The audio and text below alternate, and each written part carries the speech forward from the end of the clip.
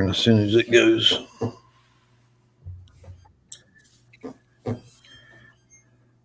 All right, we should be live. Good evening.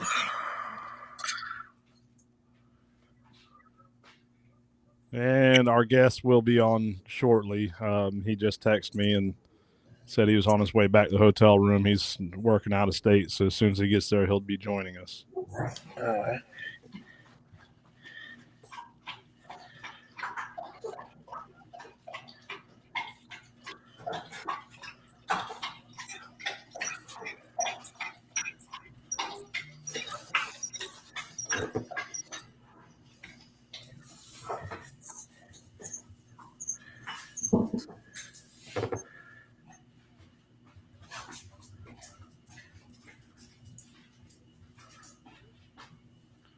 All right, let's see.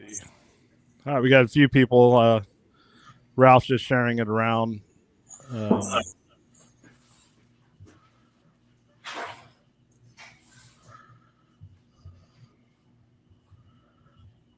was Coda just texting me saying he's going to hop on and join us or watch us.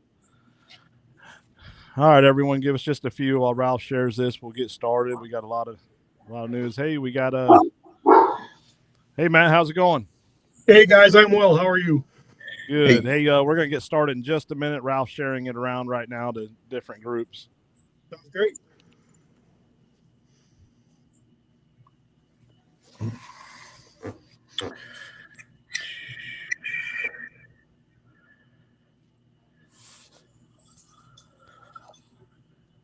Hey, Mike Beck. Michael Beck says, "Hello, fellas. Ralph, wish you would have made the trip to PA." Yeah, me too.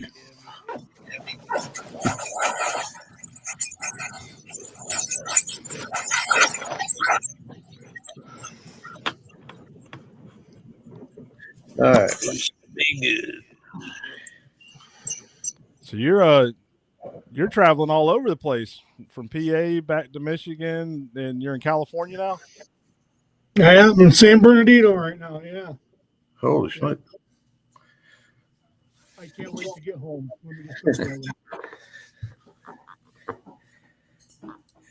All right, so we got a few things to talk about tonight. We're going to recap the Pennsylvania event.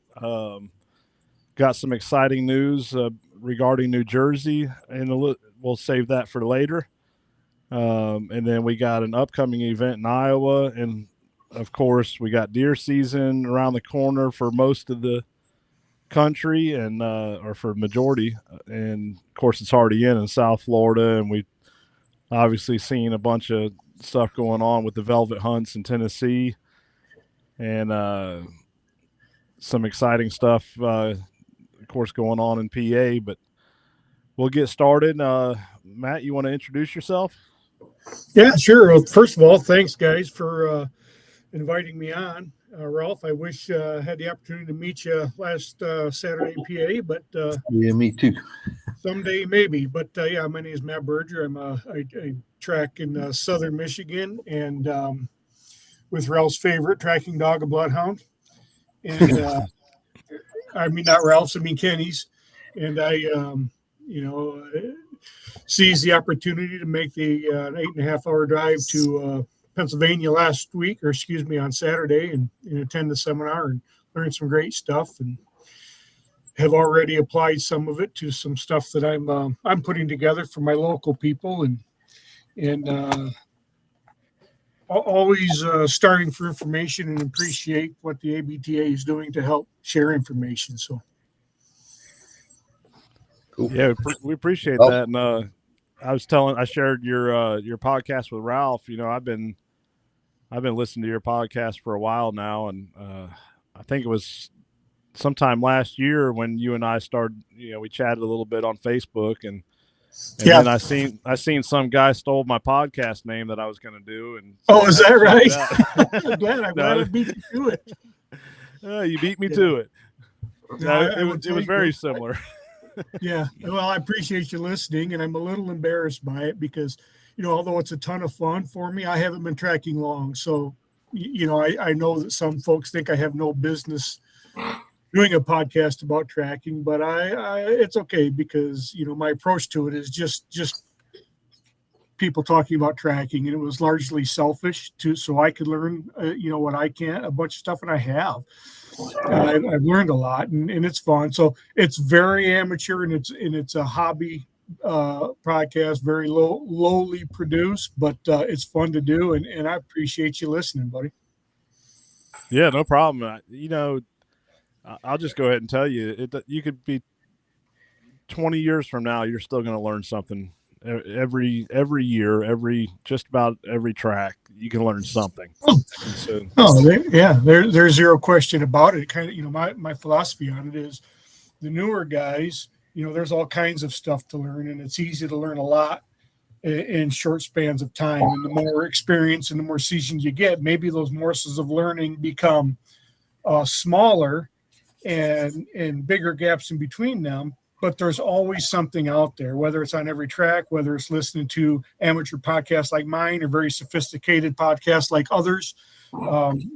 There's something out there for everybody. I mean, I'm embarrassed and humbled that I've had people reach out to me and say, man, I've learned some stuff in your podcast. I'm like, wow, well, I think that's great. And, I'm a little humbled by it because it's great. It's out there if you want it. Yeah. And so, Ralph, I hate that you couldn't try that delicious barbecue from that Amish place. Yeah, I've been hearing about it. Oh, yeah. Yeah. That was pretty good barbecue, wasn't it, Matt? It was absolutely worth doing, yes. I got to rub it into Ralph a little bit. I was calling and telling him about the barbecue, the blueberry cakes, the strawberry pie. Yeah, I got a earful. Yeah, it was a plenty. Oh yeah. So you ready for tracking season? When do you start up there?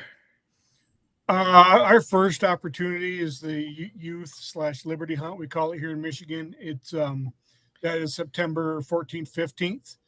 So then there's somewhere between there and October 1st is early antlerless season for private land. And then we hit it full tilt boogie on October 1st. So yeah, we've been hitting the woods. We've been laying lines, working with other local trackers and putting in the time, trying to make ourselves better for when we do start chasing dead deer. Pretty fired up about it. Yep. Yeah, it was. I was telling Ralph after the seminar, I said, I don't think a moment went by where anyone's attention got lost. Everyone was engaged. It was probably one of the most interactive events that I've been to. Everyone participated. Everyone they put something into it themselves. It wasn't just someone up there talking. It was a good time. Yeah, and feedback from a participant, I agree with that. There was, if you were a local tracker, a Pennsylvania, or somebody who tracks in Pennsylvania, there was a whole lot of great conversation. There was that hour or more with the Pennsylvania game warden. That was just a great natural discussion that progressed on its own merit. There was a lot of questions answered and just a lot of back and forth conversation. So, for me as a Michigan guy, it was great, interesting conversation. But if you were a local guy, there was definitely something you could have gleaned from it. And then just like you talked about, your pictures where you were asking us, what is it? What do you think? And forcing us to ask the questions and then interact amongst each other to hit off what we're seeing with your blurry pictures that we typically get from the hunters, and it was fun. And the nice thing about it is, everyone was a little sheepish to start at first, to include me. But some of those, I engaged in some of the conversation and had some thoughts about what it might be, but kind of held myself back from saying much. But the nice thing is it was validating because like, okay, that's kind of what I was thinking based on what I saw. Or, oh man, I didn't think about that. That's a great point. Now I'm at a loss for that specific example, but I know there was one in that, and I'll call it your picture series. So it was just really good, very interactive and very informative and a lot of great conversation, which to me is exactly how it should be. Oh yeah. Yeah. Those game warden sessions are always a hit, whether you're in Georgia, Florida, up there. They're always good. I think the game wardens like it as much as we do. Well, Sergeant Johnson, I think was his name. He certainly seemed to be engaged and enjoyed the conversation. That's for sure. Yeah, and he happened to show up right at the time when AJ started talking about dogs and then rolled into drones. That was very convenient. But it sparked a lot of good conversation about it, though, Kenny. It's not legal in Pennsylvania. It's not legal in Pennsylvania. He shared his thoughts on it, and it just sparked a lot of, I thought, just great conversation. And it was very clear. It's not legal in Pennsylvania, and will it be? Who knows? But it was very well qualified conversation. It was great. Oh yeah. So we had a question come in that I'll just go ahead and put it up there. It says, what's key to getting new people engaged? And I put that up there because that's some of the stuff we went over. So I'll let you guys answer that. New people engaged in tracking or new people engaged in what? The hunters being engaged? Yeah, I was assuming he was talking about in tracking. Yeah.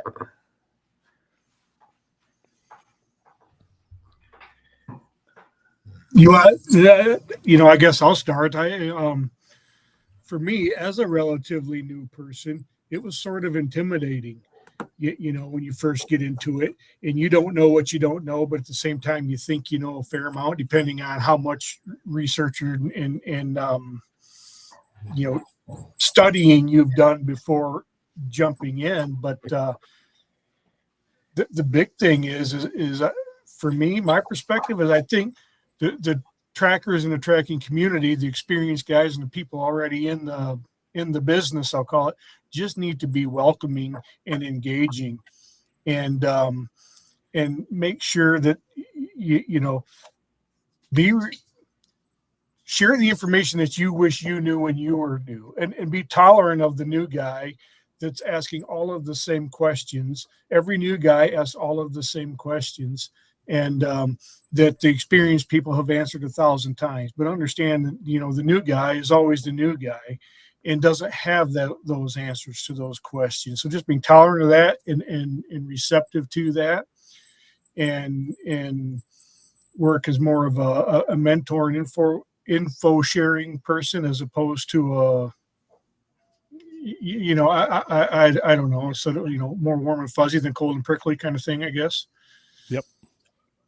To me that's a big deal. Oh yeah, and Michael Beck just said the same thing. Be welcoming to those that approach you with interest. And I was telling Ralph after the event, I felt like it seemed to me that one of the most receptive topics was that mentorship apprenticeship presentation. I mean, the amount of people that said, "Hey, I can use this." Absolutely, it was great.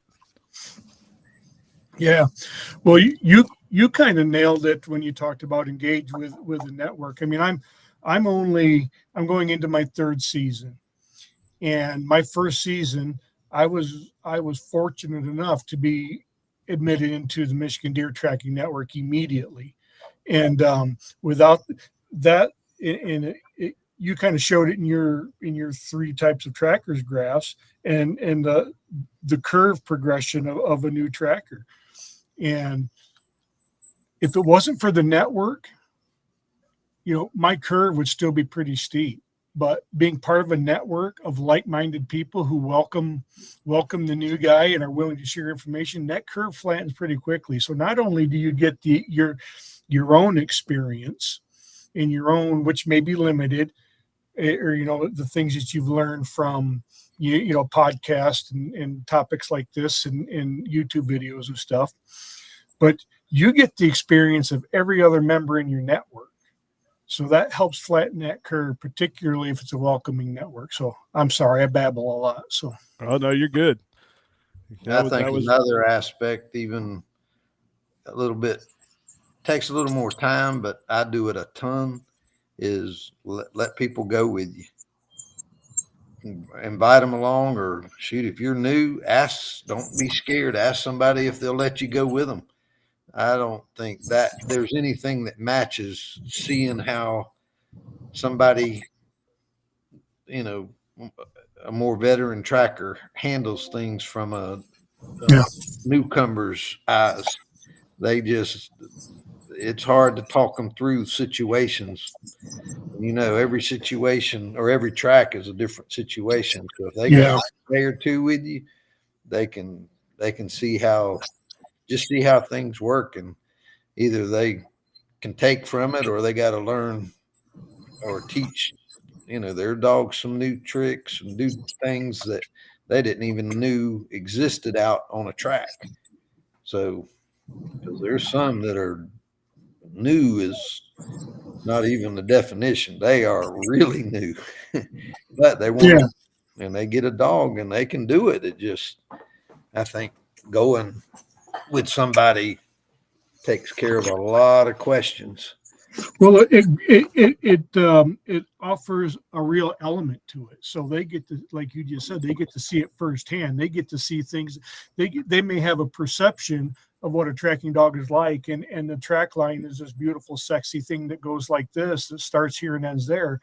When in reality, they find out, oh my God, this dog went over here. They come over here. They had to reset him twice, and then they had to ask 100 this question, and just the reality of what a track is like, and it's not follow your dog from A to B and back at the truck in 32 minutes always. Sometimes, I think a lot too is we don't talk about the unsuccessful tracks enough, but that's a big part of the game. And these, we all go through these spells to where we don't find the game. I mean, it's just inevitable. You're going to run through that. Well, there's a way to turn that stuff to positives all the time. I mean, and to me, what I always tell them is we're there to show them a true picture of what has happened. And we don't always know it, but your dogs will tell you stuff, and you've got to read your dogs good enough and trust them enough that when we're done, we've given that hunter a picture of what has happened, what's going on, whether the deer's alive, and so that they can either be looking for pictures or doing different things. And it's just amazing when we get done and a week later they call me up and give you that report that, yep, you were right, this is what happened. Well, we can't find everything, but that's as good as a non-recovery can be, is for them to call you back and let you know you were dead on. That did the deer. Yep. I had one last year and told the guy, I mean, he just did not want to believe me that he hit him up in the back strap area. And from the grease and all that I saw on the arrow, I said, man, we're just waiting. I knew the guy, so I could talk a little more candid with him. I said, dude, we're wasting our time. Well, we left, and about 2 hours later, he couldn't stand it. He was back out there around, come up on some foam that he saw, brown, white foam. I said, and it was right by my office. So I said, well, I'll come back out there when I get done with the track. I'm going to put back out there, and I went to the spot. And I showed him on the GPS. I said, dude, there's about 8 tracks on here where we crossed over this spot. I said, if it would have been anything, the dogs would have picked it up. Well, we started walking back to the truck, and his camera went off about 400 yards, and there was the deer that he shot, and it had a pass through right through the backstrap. He had cameras on both sides of the trail, and he got a picture from both sides of the deer with a fresh wound going through it that morning. And he looked at me and I said, I didn't even turn around and look. I said, I heard his phone ding. And I said, you got a picture, didn't you? He goes, yep. I said, well, what do you think? He goes, you were right. I never turned around and looked at him. But that kind of stuff is, to me, there's nothing else we can do. We can't kill the deer. So that's a success. It don't count as a recovery, but I don't know how to get no more successful. You're reading, you've looked at the sign, you've given him a true picture. And when it's all done and said, he went through that stage of not believing, and then he believed. You can bet next time he sees me, he is not going to doubt what we tell him. And that's cool to me. Well, people, and I've had some of the apprentices, I take them a lot with me. I hardly ever go on tracks by myself. And that type stuff, they learn a lot when they're out there on these tracks. And I would say that I actually learn more on the non-recoveries than they do on the recoveries. Oh, yeah. Oh, I think there's zero question about that. It all boils down to how you wanted to define success, I guess, on whether it was a successful track. And I'm completely with you. And I think most trackers would consider a successful track doesn't mean a deer on a tailgate necessarily. That's the ultimate success, and we all want that. But let's face it, the reality of the matter is, with on-leash tracking, 60% of the times that does not happen. So, because we're only 40% probably on the high side for on-leash tracking recovery rate, 45, 35, whatever number you want to put in there. So let's just say 60% of the time, a deer on a tailgate doesn't happen. But, from my perspective, could you advance the track? Could you take enough pieces of the puzzle that started with the interview, the phone interview with a hunter, the at the truck interview with a hunter, and then the pieces of the puzzle that you could pull together throughout the course of the track, to determine a likely outcome, particularly if that doesn't end with a deer. So on the tailgate, to me, that's a successful track. And sometimes it gets validated, like you said, with a proof of life picture. Sometimes it doesn't, but it to me, it's no less of a success. If you can advance the track and put together a likely probability based on the evidence available. That's right. And I tell everyone, and I said it at the seminar, some of the best learning opportunities are even unsuccessful training lines. You see all the time people say, oh, you want to set the dog up for success in training. How do you ever learn when that dog gets off or struggles, or how does that dog learn how you're going to react and whenever they struggle? You got to challenge the dog even on a training line. You don't have to be successful all the time. If you're successful all the time, chances are you're probably not pushing that dog hard enough. I tell Kenny all the time, I get as excited to see a dog get off the trail as I do when they get back on the trail, because I want to see, you've got to know your dogs, and that is one of the funnest things to me is reading a dog. And when you can read a dog, man, it is some kind of fun. So go ahead. No, I'm sorry, Ralph. Let me interrupt you. So I completely agree with all of that. And one of my favorite things about it is watching the dog problem solve. And Kenny, I was that guy real early on that wanted to see that perfect overlay on my practice lines. I had to see it, but that was just because for my psyche, I wanted to know my dog could do it. And, I wanted my 1-year-old dog to be as good as somebody's 5-year-old dog, and I knew the experience and patience would get there, but I didn't have the patience to wait for the experience. I wanted it now. So I kept, I got to see it. And when I didn't get that perfect overlay, I'd get upset about it. I have totally flipped the script on that now. I want to see the dog lose that line and do her work to reacquire it. And exactly what you said, because now I know what she's doing. I video a lot of my tracks, and I'm an old football coach. People that listen to me know I get so tired of hearing me saying it. Well, what do football coaches do? I coached for 27 years. You break down film. So I've been able to, just this off season, you know, my dog is 3 years old now, and we're going into our third season. I've been able to set back by video in the practice lines and see some very, very intentional and deliberate problem-solving techniques that my dog was using that I didn't necessarily recognize in the moment, and certainly wouldn't have recognized as well on lead. You know, Michigan's an off-lead state now, so I've been working, you know, to track off lead. So my practice lines have been off lead this year. And it's absolutely liberating, and breaking down that film and seeing, you know, what I call her clover release. If she's on the line, she'll search. She's left-handed. She starts left, then she goes right, then she goes bigger left and bigger right. Just keep doing that until she reacquires it. And to your point, without taking that time, I would not have recognized that. Yep. And then I'm out there thinking my dog lost her mind. Well, she hasn't, you know. I use a little tactic all the time that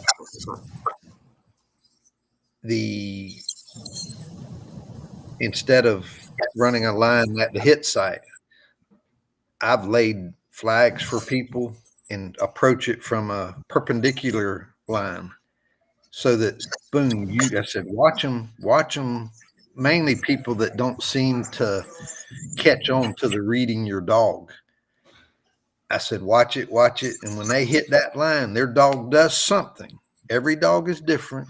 Every dog does something. You just got to catch it. And it is amazing at people. I said, did you just see her raise her tail? I said, or I said, all right, pull her off the track, and they'll lower their tail. And people, and it can be slight stuff. One of my dogs doesn't do very much in the transition. My other one totally, I mean, she goes sporadic when she's on or off, and it's easy for me with her. But people, your dog is going to tell you something. You just got to pick it up. That's the key. It ain't like my dog's not doing now. The dog's doing something different when it hits that trail. And I would, if I couldn't tell, I'd walk my dog from a 90-degree or perpendicular standpoint and put a flag out there where the line is. I want to see what that dog does, because it will change something. And that, to me, is crucial on some of these tracks, that especially doubtful tracks. Yeah. You got to read your dog some kind of good, you know, just to get you through some of the tough stuff. And that comes from time behind your dog and doing those intentional drills. I'll call them, back to my football coach. You know, you're drilling, perpendicular entry or something, you know, to see what the dog does. But that comes with time, man, and that's what I didn't have the patience for. We're light years ahead of where we were, and we have light years to go. So I completely agree. Yeah, and like Glenn Martin said, GoPro will be great to have for that looking back, and that is something we use a lot. Actually, my son is out there with John right now getting some GoPro footage of these dogs, and you know, he'll come back. I'll get it all put together probably later this evening, and he'll come back in the morning and we'll watch them. And but probably him and I will pick him apart more than we will the dog. And you know, he's handled hundreds of dogs. Yeah.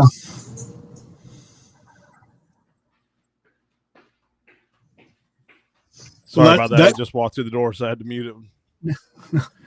That's one of the questions I asked at a Northern Michigan event here a few weeks ago. You know, that was my first event. Yours was the second event that I've ever been to, and I'm a sucker for this kind of thing. So I gobble up as much as I can. But sitting around with judges, I asked them, I said, so, you know, you guys have been behind collectively thousands of tracks between your own tracks and people you've judged. what are the top 3 things you see new handlers goof up on? As a relatively new handler myself, I wanted to glean all I could from their experience, and every one of them without hesitation said, trust your dog.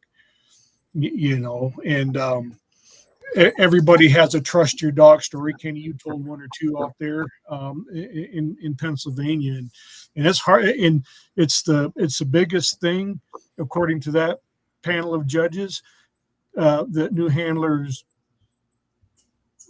struggle with. But for me, it was also the hardest thing for a new handler to do. Yeah, mine's a little different. I'm like Al Sherman. I love how Al Sherman says it. Trust your dog, but verify, because there are times your dog's wrong, and that's Absolutely why right. setting up training lines so that they do fail. You know when it's time to verify. But I'll say probably some of the biggest mistakes I see, and even I still fall into at times, is choking up on the lead. A lot of people push their dogs. They don't even realize they're pushing their dogs. And a big one is, especially as far as testing dogs, is having the wrong type of lead and them having to fight it nonstop, whether it's a short lead or it's a certain material that wants to tangle up and cinch down, and you're fighting it, the dog's fighting it the whole way. People doesn't think of stuff like that, but that's something I notice a lot. And I know you've seen it too, Ralph. Oh yeah. But trusting your dog is one thing, but like I said, I've got to say, probably pushing the dog is huge. Yeah. Trusting your dog, but your dog can be right, but pulling them off because you're listening to a hunter, or I've had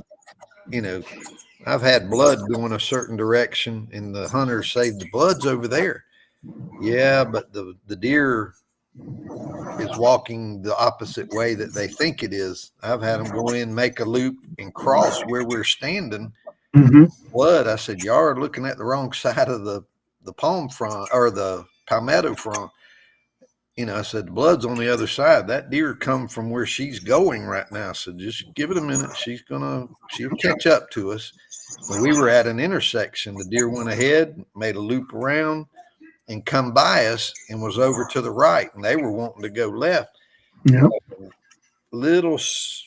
They just weren't. They really probably didn't even need me on the track, except they were going backwards. And that's what made them call me. And they just ran out, and the deer turned, and they didn't catch it. But I said, just hang on. The dog will be. It was laying 20 yards to the right of it, and it. But people do that on, especially training or like testing tracks. They get nervousness, makes the handlers do a lot of crazy things, and and it's inevitable. I've told a lot of because if I'm there a lot of times before a seminar or something, I'll try to calm the people down that are testing, letting them know, you're going to get nervous.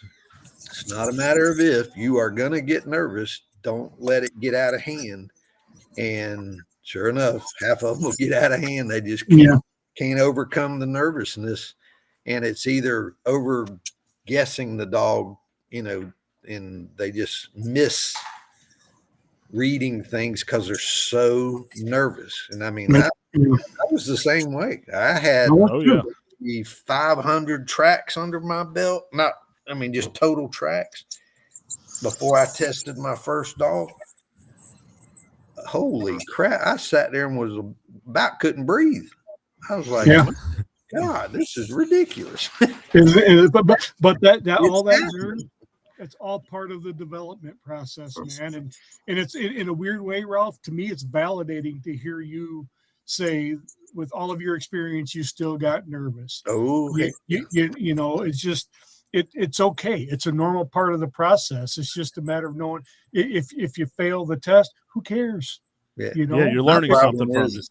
you're learning something from it. And that took me a long time to flip that switch and listen to you guys talk, and some other conversations I've had with other people made me flip that switch. And that's what prompted me to test for my UBT2, and who cares? Let's hold myself back for fear of failing. And I'm worse only obviously than I am off, because I run off 99% of the time.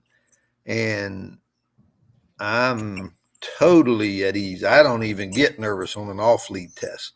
Only, holy crap, because I know the dummy's on the end, one end of that on the lead, and I totally trust the dog. It's just I screw up too much. Yeah.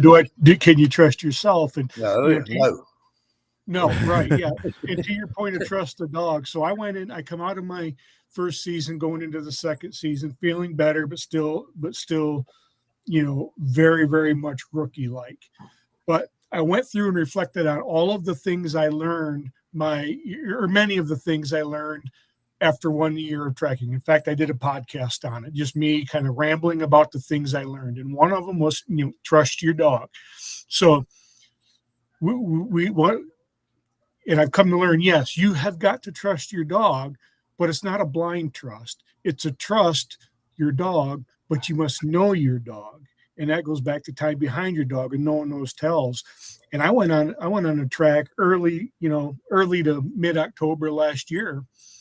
And I was trusting the dog. By God, she's moving. I'm going to follow her on lead through a cornfield, which is kryptonite, I'm finding out. But I'm 400 yards away from the deer down by the road, and the hunter comes back on the radio and says, "Hey, Matt, we got the deer right here." Well, I was instantly mad about it, upset, and got back there to find out we were on the deer. The deer turned left on the corner road. She missed the turn, found something she wanted to follow and just followed it. And I'm blindly following the dog because I'm trusting my dog. Well, now that I reflect back, saying, well, okay, there were some tells there. I credit her with a fine because the deer was just 20 yards, to our left, and we did get there. But that wouldn't happen today because, I have 50 more tracks under my belt, more experience. But yeah, trust your dog, but you got to know your dog. Also, another thing is trusting. I don't know what the process or the system or scenarios that you run into. And this one, your dog, I mean, I love my dog. Everybody loves their dog. But my dog, for instance, if there's another deer laying with the dead deer, she's going to go off on the live deer.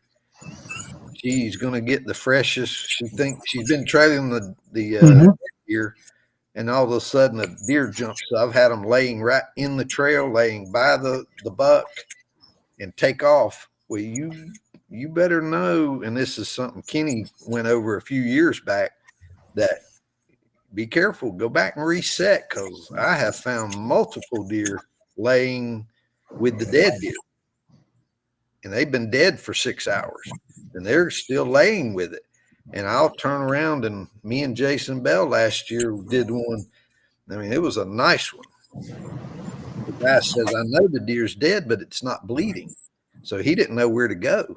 Turned the dogs out, went, and he said, that's about where I was when I lost the trail. And the dogs jumped about 50 yards past that. And he was just like, man, there's no way. I said, just hang on a minute. I said, we're going to recall the dogs. I said, we'll either reset, but when I told them they're going to backtrack and go right back where they went, sure enough, they backtracked. All of a sudden, right where they jumped, she treed. Well, I trust my dog, but I also know she can do things. So I know the dog, and darn, she came back, sat right there on the buck. And we walked in and got him. But knowing those things, that I know what my dog will do. Now, whether that's good or bad, I still know what my dog will do. So I do things plan B And that lets me find a lot of deer that some people would just go home and go, deer's alive. No, it wasn't alive. Well, and that would have been me my first year, Ralph. Yeah, I'll admit it. I did make that mistake when and left a deer in the woods. Yep. In hearing you guys have talked about, a live deer bedding with a dead deer on streams before. Kenny talked about it in Pennsylvania, and I'm like, holy crap, that's a little, I never thought that. So rest assured that that's stowed away in my, bank of knowledge now. And just because we jump a deer, we're not going to say, there he goes. We're good. And I know it's not 100%, but you're going to run into that a lot more on off lead than you will on lead. So, right. But like I said, I shared it there. I have ran into it on lead. Yeah. Let's hit some of these comments real quick before they get too stacked up. Wayne Reese said one session on lead for me at your house made me a believer in leads. I was more frustrated than the dog. Bought the other lead. Great advice. He showed up with a biothane lead that was just hanging up on everything. And it just cinches down tight. Nicole has a comment there. I'm going to save that one. We're going to come back to it for a reason. Perry Lawrence said, had one Thursday night. We went one way in big grass field. He was 250 yards away, saying it's over here, I think. I said, I can have this one we found over here. That happens a lot. And I used to get upset and think, oh, man, you get frustrated, but the whole time the hunter's not upset. The hunter's happy they found their deer. You got them within the vicinity to be able to find that deer that they couldn't find on their own. So definitely don't beat yourself up on that. Comment here. Where was that? Glenn Martin says a couple of years ago, Katie Sanderson gave me some good advice. Don't talk and command the dog too much during the track. She said, do you like people yelling over your shoulder constantly? I totally get it. And we see that a lot. There's another one on here, which I don't know where. Oh, here it is. Joe Sellers says, I've watched hundreds of YouTube videos and you can see a lot of mistakes, but you can also see a lot of good things and great ideas. Here's my problem with YouTube.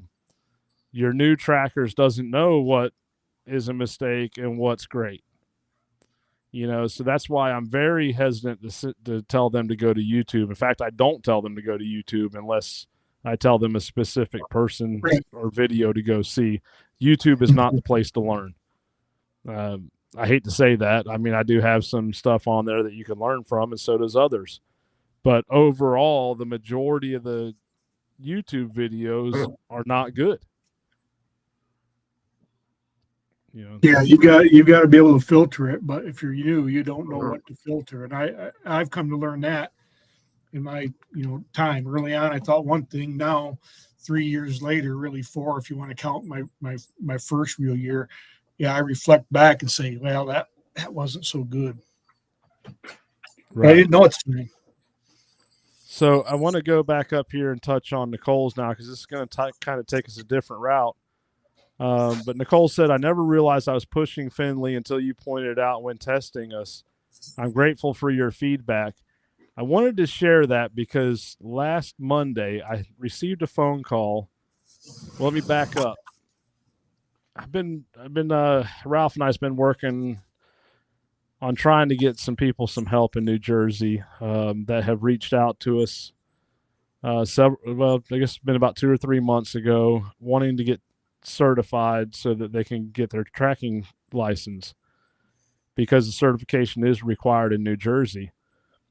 And we were running into roadblocks. And it was mainly because the woman that was over it went out on maternity leave in October. So my emails were pretty much just sitting in an inbox waiting for her to return. And then I kept making phone call after phone call after phone call and finally got the right person. Well, Monday they called me and he says, I know this is last minute. It's kind of crazy. He said, is there any way that you can come here Thursday morning and run a test line with one of my agents so that we can evaluate you evaluating the team. And it just so happened, I mean, all this fell into place because I was flying into Philadelphia on Wednesday, and we actually last minute decided to book a room in Philly for Wednesday night because our flight was late. So I was 20 minutes from where he wanted me to meet him or meet her. So I'm like, oh, this is perfect. So not only did Nicole have to test for the very first time, she had to test in front of the New Jersey Fish and Wildlife representative that was evaluating me, evaluating her. We talk about nerves, Ralph. Yeah. So to top it all off, I get out there, and myself and Vicky Church, we go out there and we're trying to figure out where to lay this test line. And we're literally in the middle of the city. There's one city park with a little bit of woods. And I went all around trying to figure out where am I going to lay this line. And I got on Hunt Stand. I started looking at stuff, mapping it out. And I was like, all right, I found an area. So I get out there and I walk through the woods to make sure it's going to work, make sure I had the room, wasn't going to be surprised by anything. I lay the line, I turn around and look, and here comes a woman hiking through the woods with her dog off leash, all over the test line. And I'm like, crap. She leaves. Here comes another person with two dogs going right through the woods where I laid the line. I'm like, this poor girl. This is her first test ever. There's been 4 dogs all over this test line. And now you got Vicky videoing her, the New Jersey Fish and Wildlife representative following me, and me following her. And I just knew, I mean, she was set up for failure. I mean, she really was for her first time, and the nerves, and she did great. She held herself together. She did have one call back, and she took it like a champ, you know, and she knew her dog. She brought her dog back to before hang on just a second. Let the dogs in all at once. The boys wanting to go play pickleball or something. Anyways, she brought the dog back, restarted the dog, finished the test line flawlessly. I gave her feedback. You know, I gave her advice on, you know, she was like choking up on the lead, pushing the dog, stuff that you just, and a lot of it was nerves for her. Same thing. Lead material was kind of giving her some trouble along the way. But we talked about during her hunter interview, you know, there was some, which I brought up in PA. She, you know, I put some white hair in there. You know, and she was spot on. She said, you know, it appeared to be a gut shot to her. And she asked me how the deer reacted. And I said, a mule kicked. You know, and her response was, well, you know, that can be conducive of a gut shot. And hang on. Sorry, they keep walking out the door right next to where I'm at instead of using the other door. So anyways, afterwards, I told her, you know, a gut shot, all that a mule kick means is the deer was startled.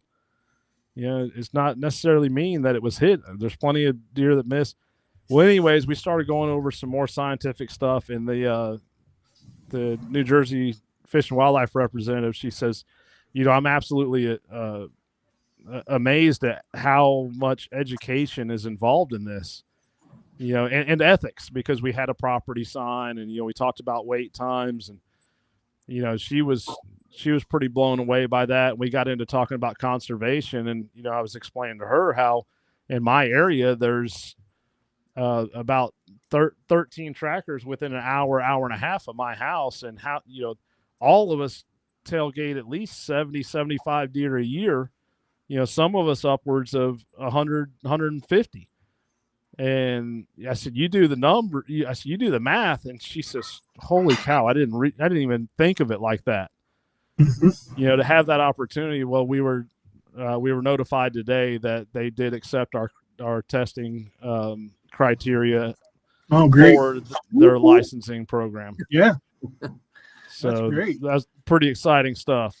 Heck yeah. Congratulations, man. Yeah, it sure is. And so then I'm sorry, can you go ahead? No, go ahead. I have a question about pushing the dog down the line. I was going to ask it earlier and didn't. So what? I've heard it several times. I have an idea, but I've never heard anybody really explain it to. What does that mean? Ralph, can you answer that real quick? I got to take care of something. I'm going to just talk about my 2 dogs for a second.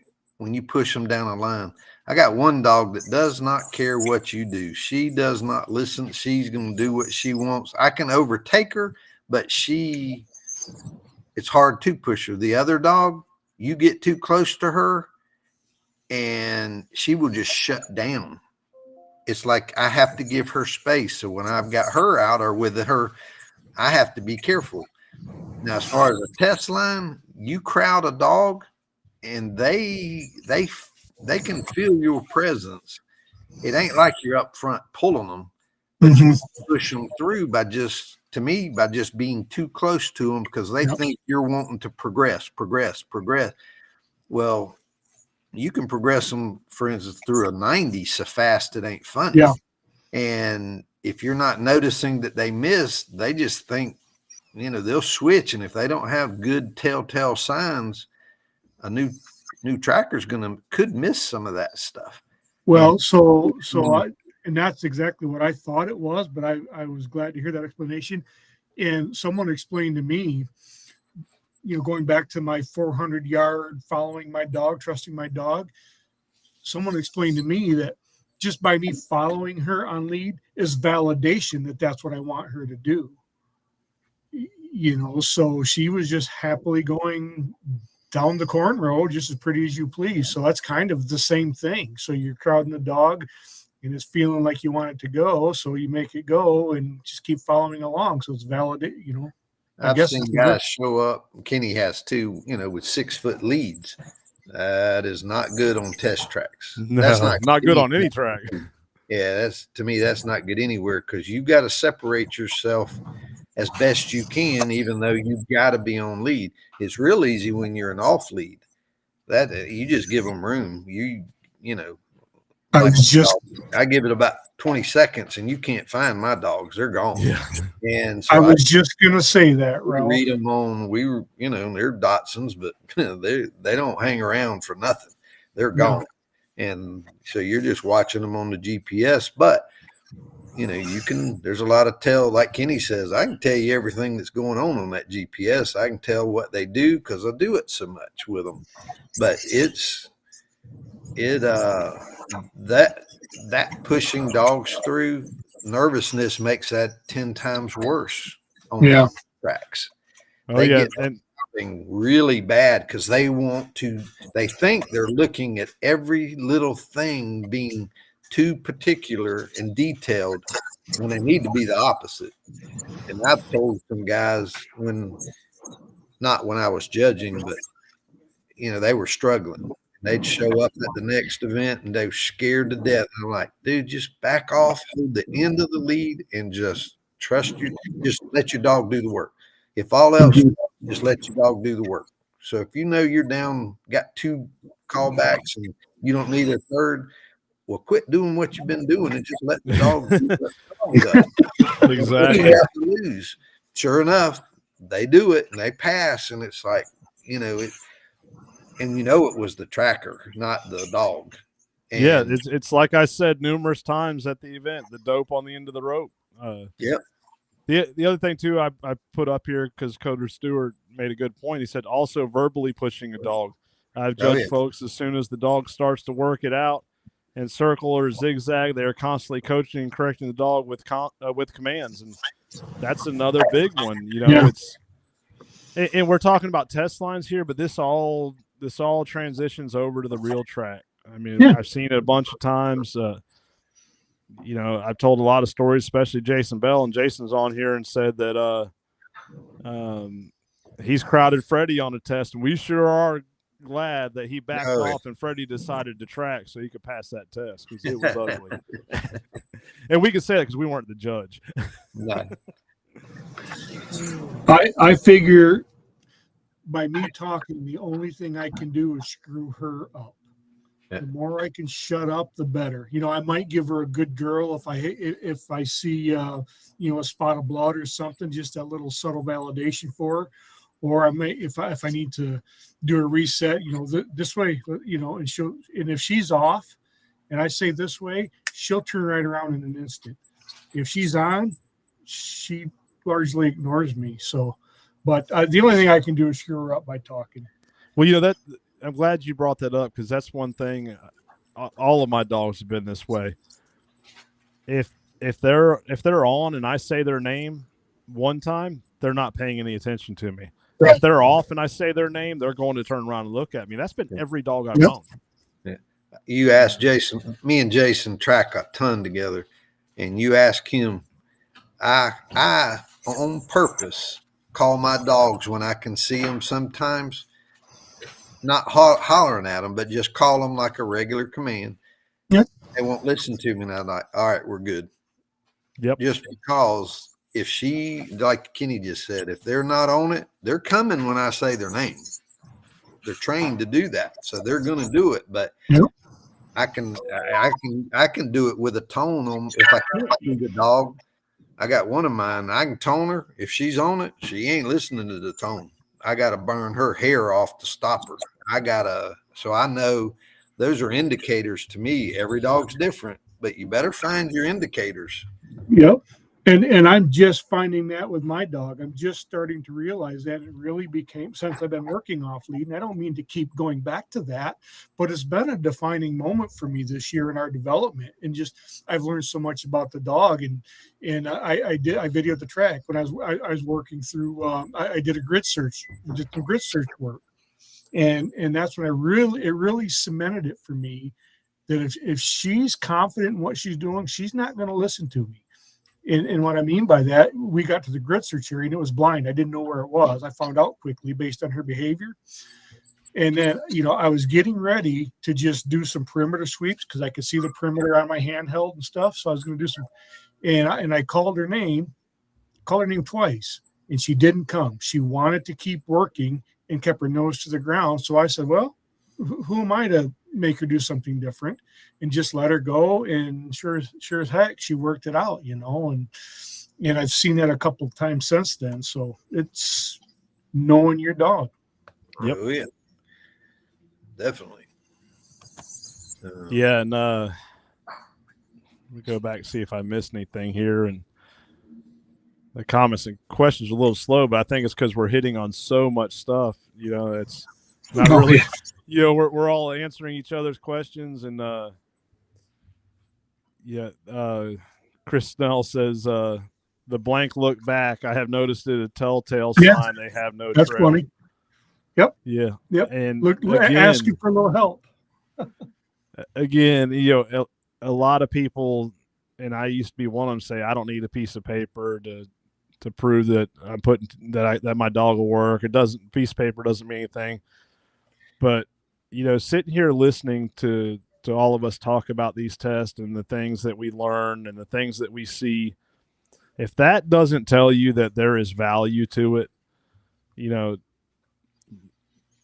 you're probably someone that's either afraid to do it or let me tell you, there's value in it, because this is where you learn your dog. A lot of people doesn't have the opportunity to run blind tracks. They don't have someone to run a blind track for them. Well, if all you're doing is laying lines yourself, and I don't care who you are, you're going to have a tendency to want to correct your dog too soon or not let your dog work it out because you know where the line is. Yeah, it's funny. A lot of people need to learn their dog on these tests, but it's funny. I can, not to say every time, but there's a lot of times when I can see them struggling, and the judge can read the dog better than the tracker can, or the handler. Mm-hmm. I don't know if it's nerves or whatever, but that to me is one of the biggest things that this judging and going on these tests and doing things, that is the best time to learn your dogs especially in the off season. I mean, because you can just repeatedly do tracks after track after track with your dogs day after day. You might not get that, especially from these guys that we hear about up north. they don't get the tracks like we do. And Mhm. so you got to do something to get to know your dog better. And that is perfect to run those lines. And I don't know, once we started doing it, me and Kenny both, because we started testing about the same time, and man, there's value in it for sure. Oh yeah, Absolutely. Jason Bell put a good one here. He said, when I'm judging, I've noticed a dog look back to make sure the tracker is coming, and the tracker misread it as them being off the track. And one of them, and I know this is one he's probably talking about, I was actually videoing it. Yep. And the dog kept looking back like, come on, you coming? And the handler and that didn't read it, or it was nerves, and this handler just started questioning the dog, and the whole time the dog's like, come on, let's go. And afterwards, when we brought this up to the handler, we kind of got some pushback. I'm like, hold on a minute, I got it on video, you can watch it. And then the handler was like, oh my goodness, I didn't realize that was happening. So we ran another line, and the person ended up seeing what was going on for themselves and finished out the line perfect. The power of video, another example right there. Oh yeah. Yep. I encourage everybody, even if it's holding your cell phone on a short line, if you don't have the GoPro or something, there is a ton of value in it, man. Yeah, and I'll tell you too, another pro tip that came from Shane Simpson. Last year we were having issues, the GoPro overheating on lines, and Shane says give a DJI Osmo a try, and I've been running that this summer and have not had any overheating issues. I still have GoPros. I still like my GoPros. Don't get me wrong. They have their place. But when it comes to 100 degrees outside, that DJI doesn't overheat. Yeah. I use an Akaso VX50 I got on Facebook Marketplace for $50. Yeah. Serves my purposes, Yeah. Let's see. Longspur says one of the reasons I like the Versatiles, DJT, and GWP, we track and we hunt constantly with that dog, reading it in every way, seeing its reactions to scent and game translates to reading them on track. Bottom line, spend as much time with your dog and trust your dog. And that's any breed. It's not just specific to those, but I get where he's coming from. You got to spend the time, and again, I can't say this enough. Don't always set your dog up for success or you're hindering yourself, because those are the times when you force that dog to struggle, that's when you're learning to read that dog. And the dog is learning to problem solve itself and be independent. And it took me a while to figure that out. I wanted that sexy overlay so I could post it on Facebook and show how great my dog is. Well, that means squat, Right. And it took me a while to learn that. Yeah, and that's something I really tried to hit on Saturday. You don't have to impress anyone with these test line or these mock tracks. You want to impress me, get out there and make your dog struggle. Yep. And I'll tell you, most of the time, I had a conversation with someone today who was at that event or at that seminar and laid a very difficult test line for their dog, and the dog smoked it. And most of the time, your dog is more capable than you're giving it credit for. Well, and it's funny you bring that up, because as I'm out here in the land of milk and honey, longing to get back home to the Midwest, I want to have somebody lay a really hard line for my dog. I've laid what I thought were going to be challenging lines. I apparently have a misunderstanding of what's challenging, or a gross underestimating my dog's ability, because most of what I thought should be a relatively challenging line wasn't too bad for her, So I need to have somebody when I get home lay me. I want just this really gnarly difficult line, so I can just watch her work it out. Most of my blind tracks have been in prep for my tests, so UBT2 test is great, but it's not a challenging problem solving line. It's a validation kind of thing, So I want some backtrack, some scent gaps, that's what I'm looking for. So I'm gonna get with my local tracking buddies and see if they can help a brother out. Oh yeah, and I tell you, you're talking about a test line. He's not on here, but Jason Byer. He signed up for our season level test in Clearfield, Pennsylvania, and he's still kind of upset with me over that. Because let me tell you, I knew him, I knew the dog, I knew what they're capable of, and let me tell you, I laid the most difficult season level test line that I could lay and still be within the guidelines. And it was because I knew he could do it. I knew it wasn't unobtainable, but let me rephrase this. I knew the dog could do it, but I wanted to challenge him a little harder mentally. So part of that test line is we have a scent challenge, whether it's the zigzag, star, circles, whatever. Yeah. I actually laid those zigzags across the blacktop road. Oh yeah. Back and forth. The dog nailed it. And there was blood on the blacktop. He was so frazzled because when I started out the test line, who would lay a test like that? So when I started the test line, I went into this thick block of woods, and I came back out and went down the edge of this field and went up a hill. And when you came up the hill, you were looking down this hill at nothing but like shale rock. And I literally went through all of that, went to what appeared to be a big drop off with a bunch of just intertangled fallen trees. And I made a sharp 90 to the left. Anyways, I went through all this stuff and I got down, went through a little area holding water, a little swampy area, and then hit the road and zigzagged.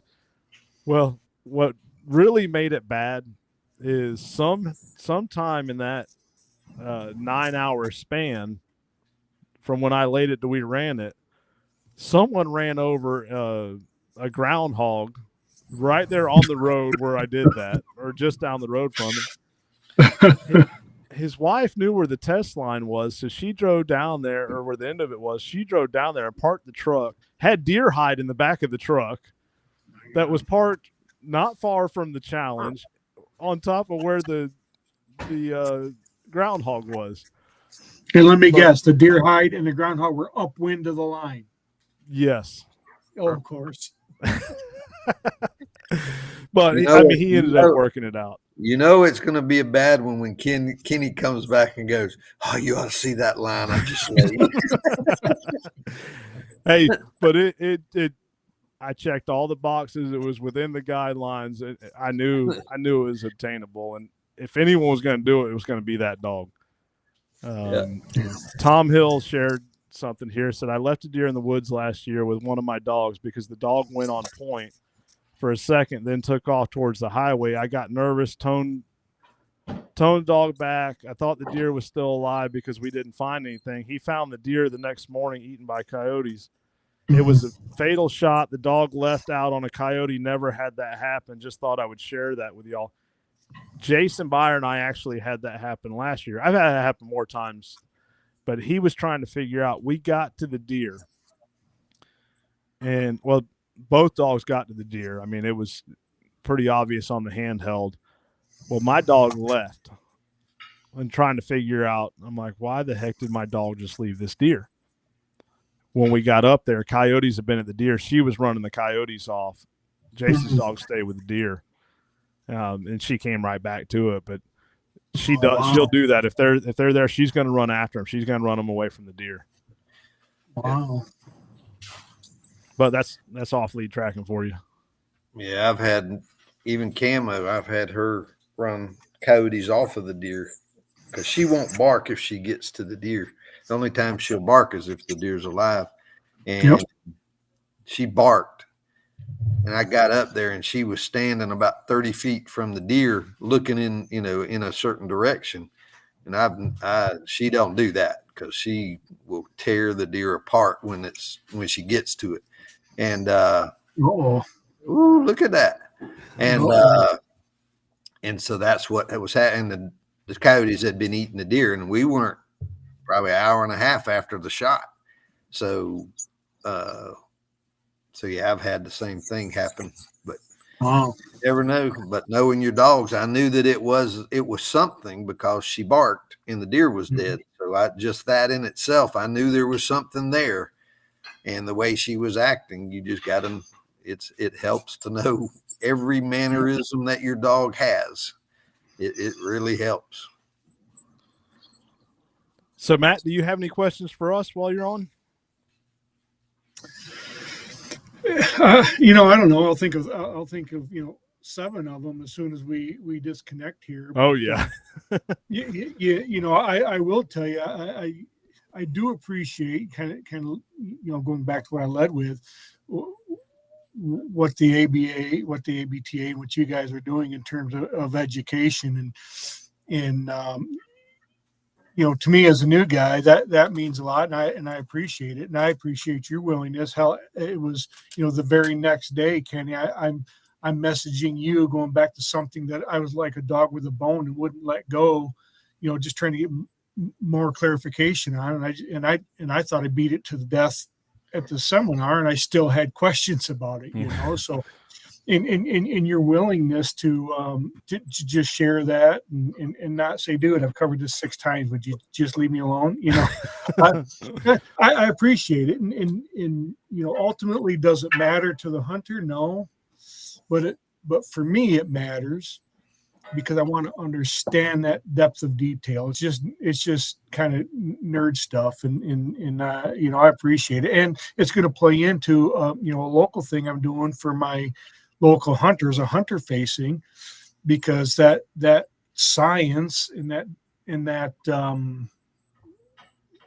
depth of detail can help explain and be an aha moment for the hunters and help them understand, okay, this is what's going on. This is why I shouldn't do that kind of thing. So, you can tie it in, and I just appreciate that, man. Well, I want to share something too. There was one guy there that, he spoke up, said, "Hey, I'm here. I'm a hunter. I don't have a dog. I'm here to learn." Yeah. Yep.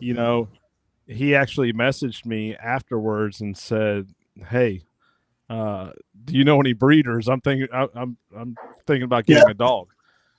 I'm not surprised to hear that. Yeah. Yeah, and I tell you, right now, our biggest focus going across the nation for this year and next year is educating the trackers.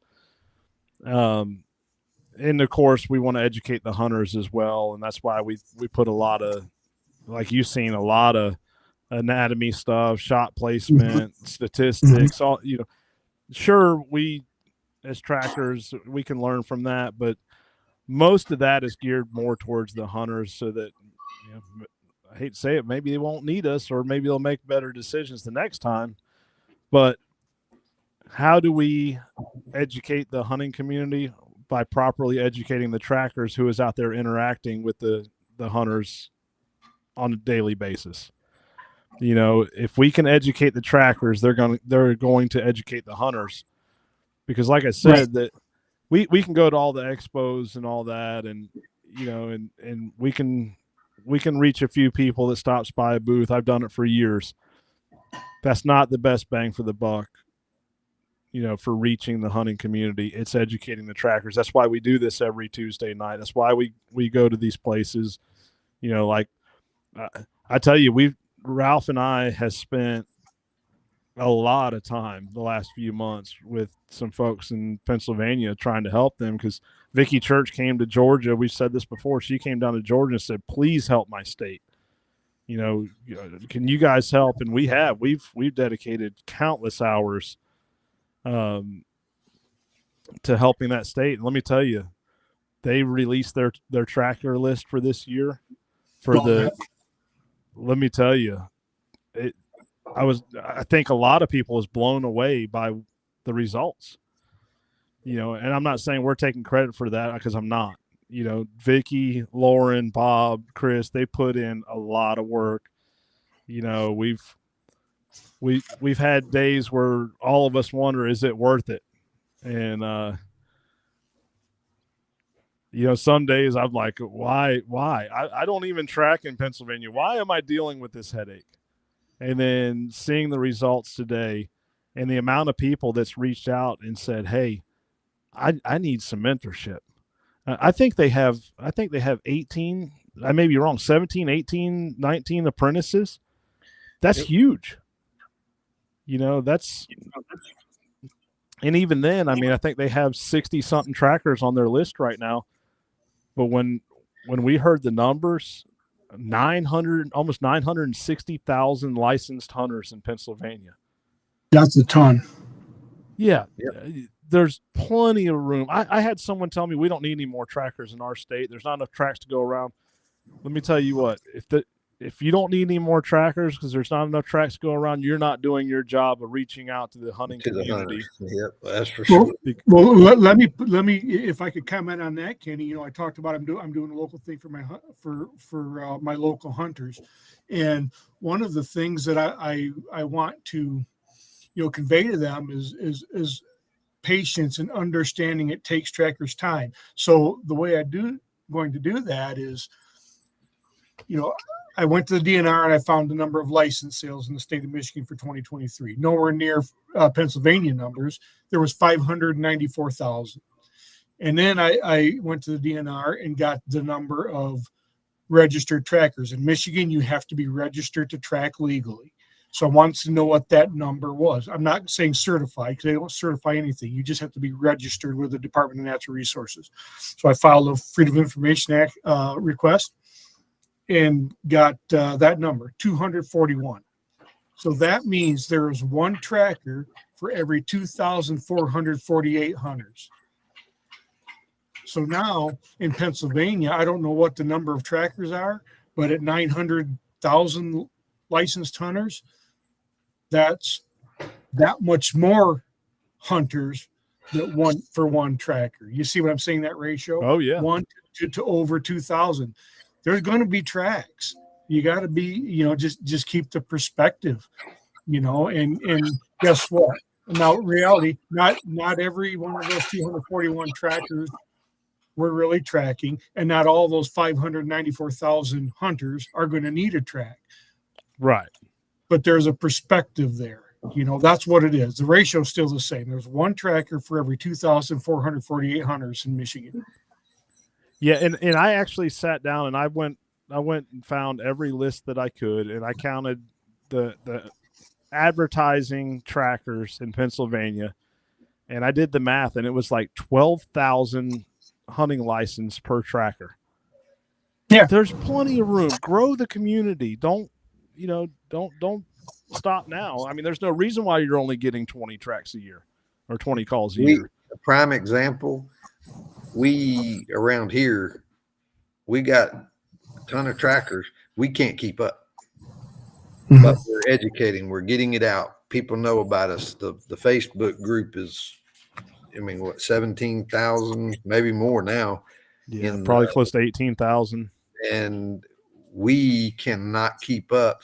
I track more this year than ever before, and we've got more trackers. So the math doesn't work out that you get more trackers, you get less tracks. You educate the hunters more, they call more, you need more trackers. Yeah, and that's exactly right. The social media today, the tracking, yeah, it's just blowing up, and every hunter you track for has 25 hunting buddies. So yep. Hey, I know a guy. Hey, who did you use? I hit one last night.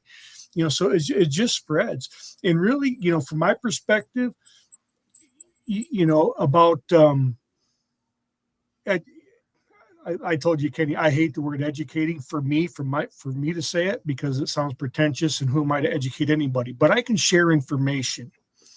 And if we can share information with hunters that can help them recover their own deer, then we should do that.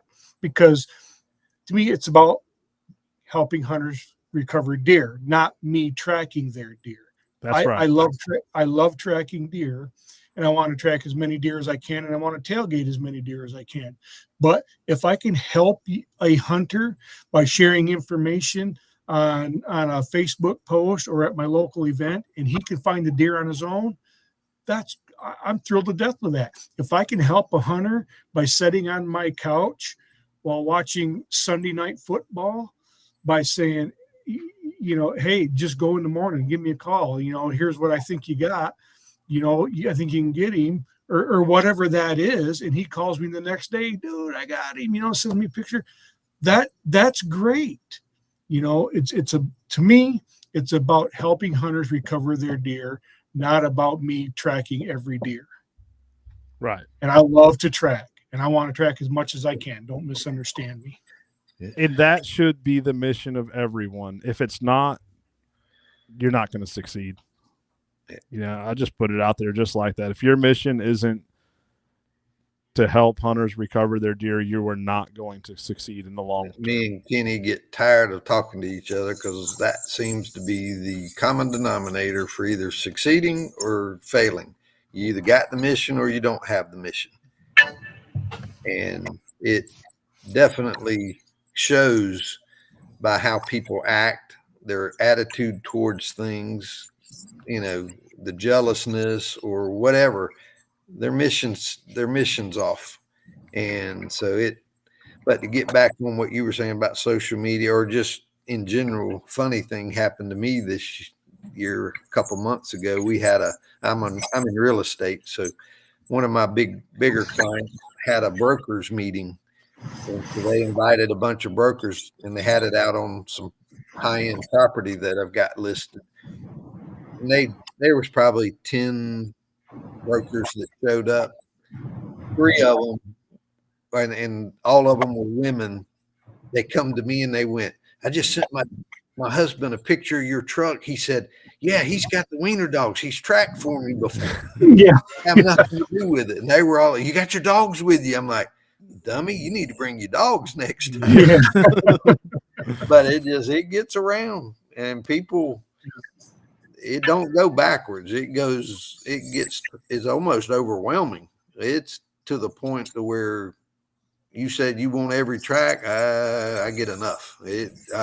Yeah. It's unbelievable at how it goes. Yeah. One thing I want to say, because we hear it all the time, oh, people can't shoot anymore. You trackers being here, people just want to call you.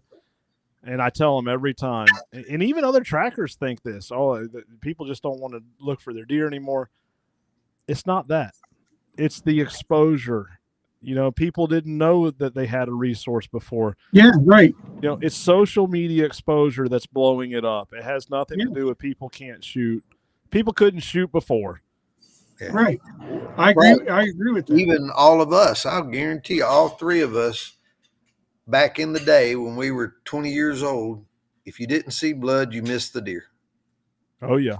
We know that is that's a farce. We know now that, oh my God, how many deer did I leave in the woods? Especially with a muzzleloader. Oh, yeah. With a muzzleloader. Well, I can tell you, the year before I started tracking, I was that buddy that caused my friend to lose a deer because, oh man, he's dead, man. Let's just give him an hour. And he had his little Tacticam or whatever, or his cell phone going, whatever, when he shot the deer, or at least the angle that he put in his cell phone. And I'm like, oh yeah. Well, guess what we did? We gave it an hour. We tracked it a little, right around 100 yards to a wound bed, and never saw the deer again until my neighbor says, hey man, did you guys? I'm like, oh no. Yep.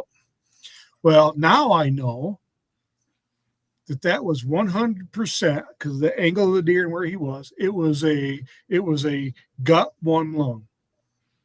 And if we would have just waited that 12 hours, we would have recovered that deer in his first wound bed. But no, I was that bad buddy that says, let's just go, you know, and it's those wait times. And I guess my point to that is when you transition from hunting to tracking, or you start tracking, your perspective on everything changes. Absolutely. You know, blood, wait times, deer reaction, everything changes. Hey, Kenny, go back to John Melton. Yeah, that's what I was fixing to do. I actually already had it pulled up Right. because we had missed that. And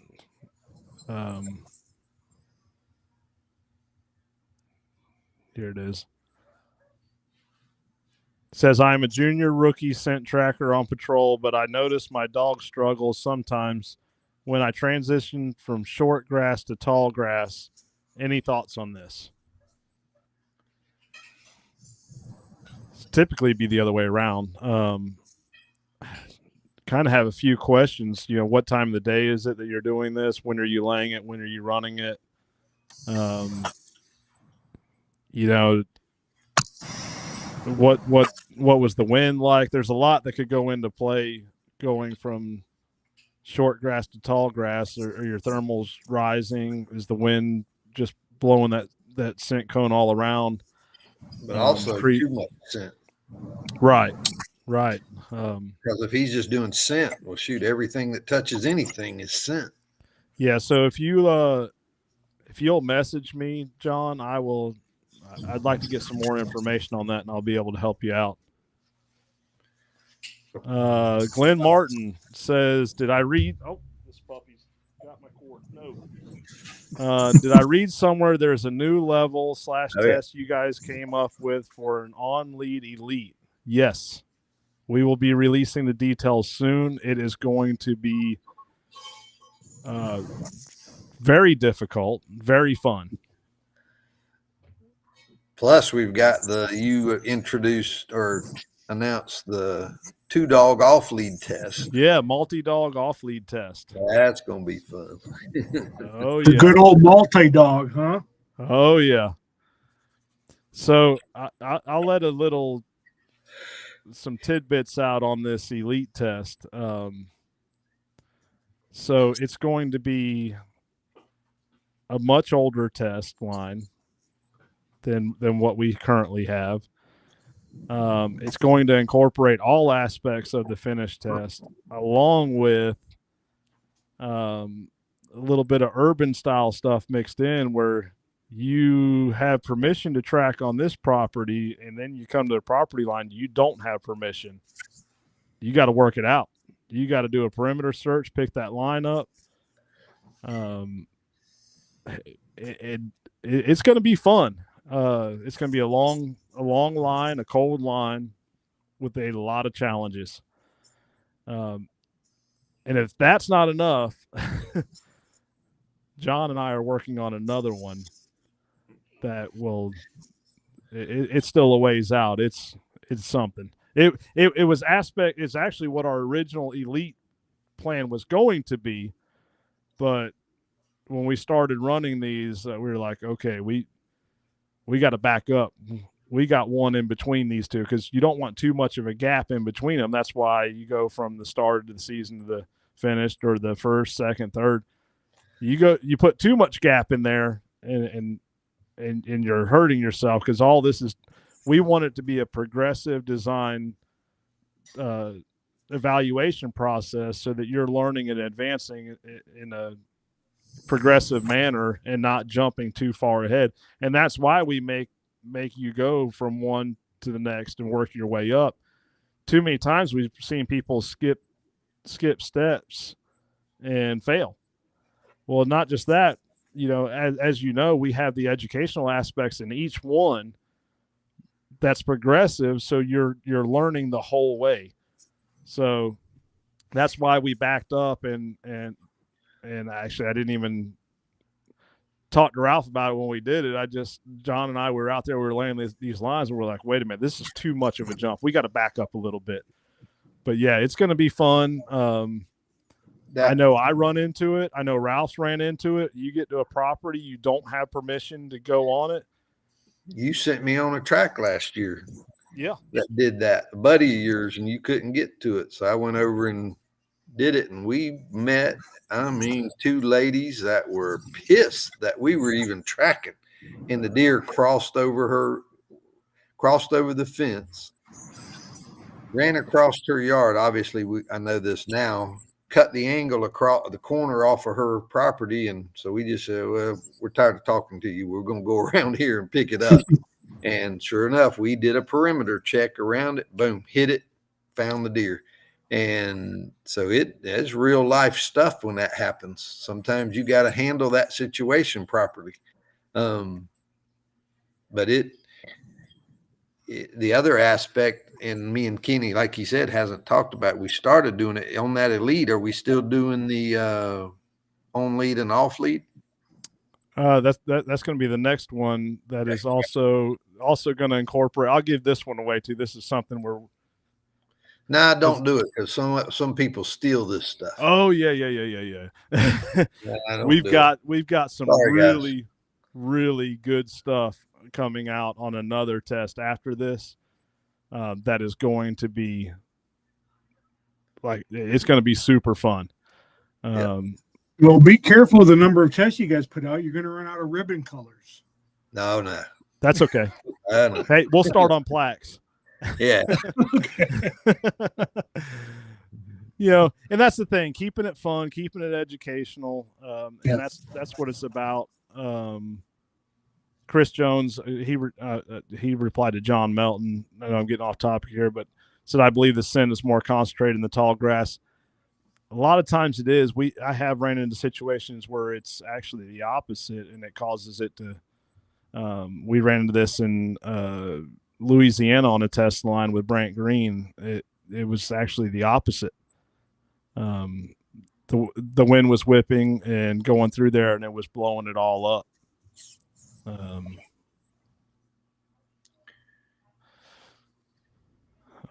Let's see. Terry asked a question. If coming from UBT to ABTA, do you have to go through the test progress with a seasoned dog? Yes.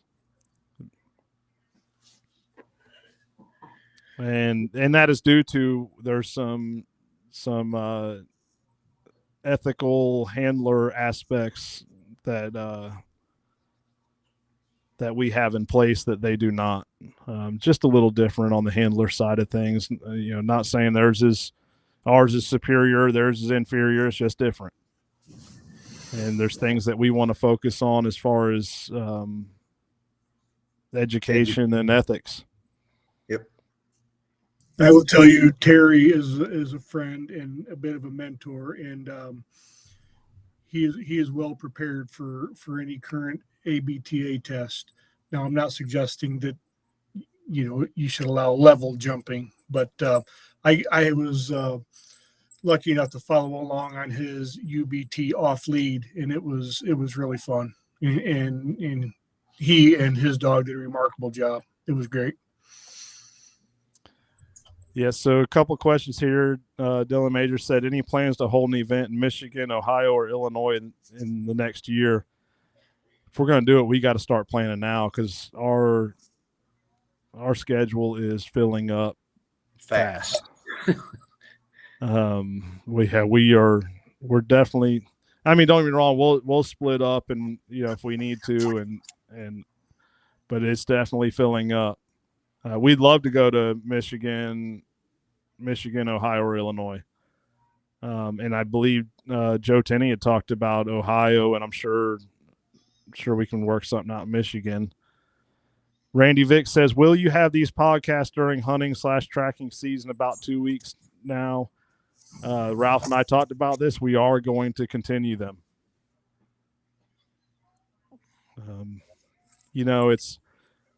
It might change a little. We might be telling stories from tracks the previous weekend and sharing some stuff there, and so it'd be pretty exciting. It'd be fun. Yep. So, Nicole says, please come back to PA next year. It's already in the works. I believe might be a little different area of PA, but we have received a ton of requests to come back, and we actually did 2 this year in PA. and the people there are hungry. So we've covered a lot. Matt, how can people find your podcast? We'd like for you to share that. So if you want to let people know. Yeah, no, I appreciate that. You can go to any of the standard podcast platforms and search Tales on Trails Deer Tracking, and you'll find it. I do when I have a guest on, I'll live stream them to both YouTube and Facebook. Both can be found on Tales and Trails Deer Tracking. So that's the name of my tracking service. So Tales on Trails Deer Tracking in whatever platform you want to search for it. Now, how often do you try to have new content up? Oh, it like I said, it's amateur and hobby. So whenever I can get a guest that wants to talk about something cool, so I don't have a consistent battle rhythm. My next one, I have a couple things that I'm trying to line up, trying to get some guys to talk about some stuff that I reference all the time in my podcast. But I'm thinking about doing one, recapping, the event Saturday in Pennsylvania. Just trying to figure out how to frame it if I do it at all. But it's not consistent. Like I said, it's amateur and hobby. So if you're going to listen, just be you've been warned. Yeah. So in other words, they need to follow you on Facebook so that they can see when you post new content. Yeah. Yep. If they're interested. Yeah. Cool. All right. We haven't had any questions come in a minute. Unless I missed something, I'll check real quick.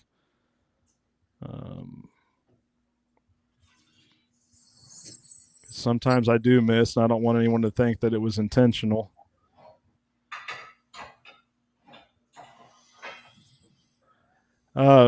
Randy Vick made a comment here I want to bring up. It said, used to hear, I wish I had known about you last year. Rarely hear that anymore, which that means we're doing our job.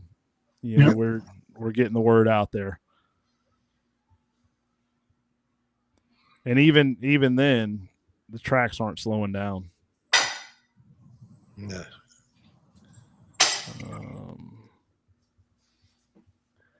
Nope. Yeah, that ain't nothing else. I think we got them all. We Matt, I want to thank you again for coming on this. Yep. Good to meet you.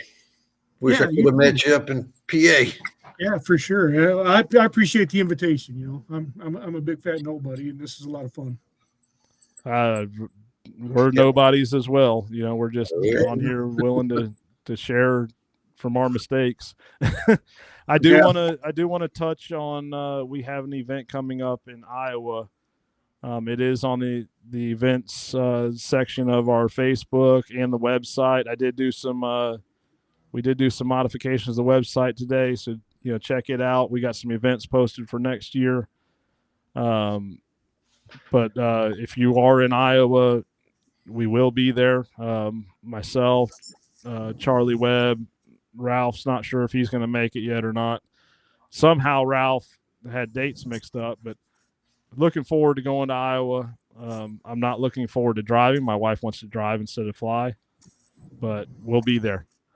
But again, we want to thank everyone, and we will talk to you guys next week. So thank you again. No worries. Thanks, guys. See y'all. Thank you.